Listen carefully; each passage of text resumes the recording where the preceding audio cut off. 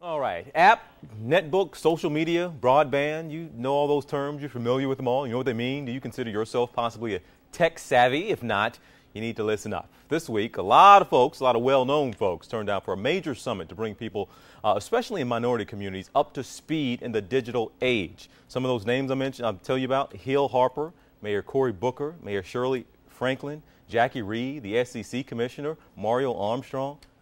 Mario Armstrong. Mario Armstrong. How'd that name get in there? Oh, that's wrong. How'd that name get on my scripts in here? Mario, our tech guy, of course. I've been working hard for the past 10 years of my life trying to get people to understand how to bring technology into the new millennium. Man. All right, so this was a big gathering. You were able to go to this summit. Now, yes. Tell us the goal of this thing. So the goal of this summit was to really bring to Newark, New Jersey, a national program to discuss the importance of bringing broadband technology to low-income and minority communities. That was the goal, to have a much broader, larger discussion about the importance and the value. And what they were trying to do was really set a new agenda. They unveiled an agenda called the JET agenda, J-E-T, which is jobs, education, and technology, is what they were all about, and how you can use everything from wireless technology to broadband technology in your home to better your health care, to better your career opportunities, and to better your life economically. And tell us about, and again, I kind of named some of the folks there. We got some video of you up on stage doing your thing, certainly getting a little excited as you always are, and we appreciate that energy. But no, some of the names who were there, but also some of the solutions to getting this technology to those communities. Yeah, and that's where the rubber meets the road, right? Because you've been to these events before, yeah. TJ. You've been to all these things, and is it just rhetoric, talk? What actually gets done?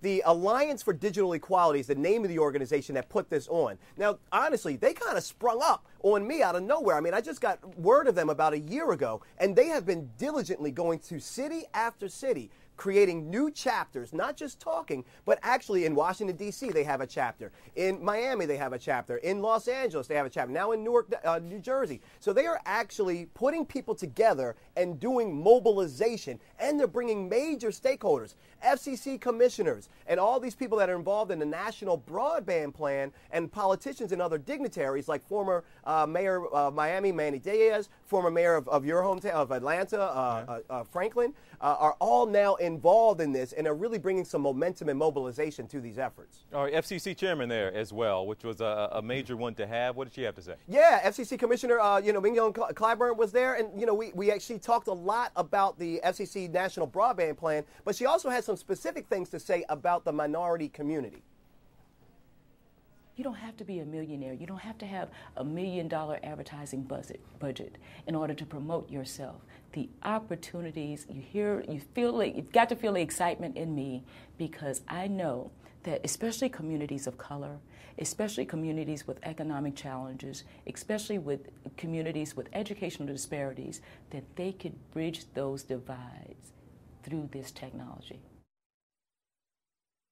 From our perspective, the digital revolution provides for us the opportunity to level the playing field for a number of individuals who have essentially been shut out over the last 30 years because of excess economic inequalities in communities of color and versus the more affluent communities in America.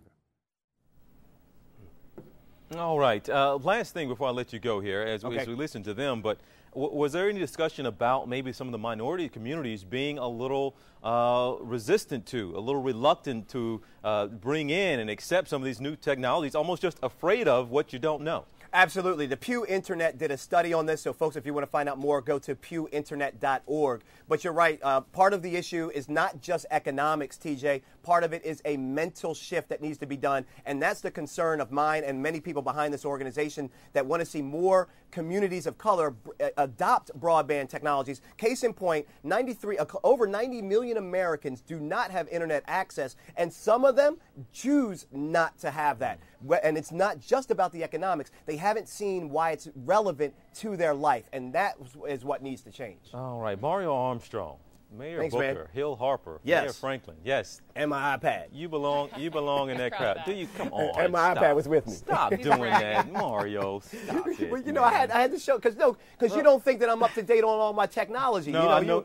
You're always like joning on me, like, hey, he doesn't have the latest tech. You know, I so I had know to let you. know. I know you are, but you don't have to gloat and throw it in people's face. Mario, our tech guy, with us every Saturday. Stay here for the latest scoop on the iPad and all things in between.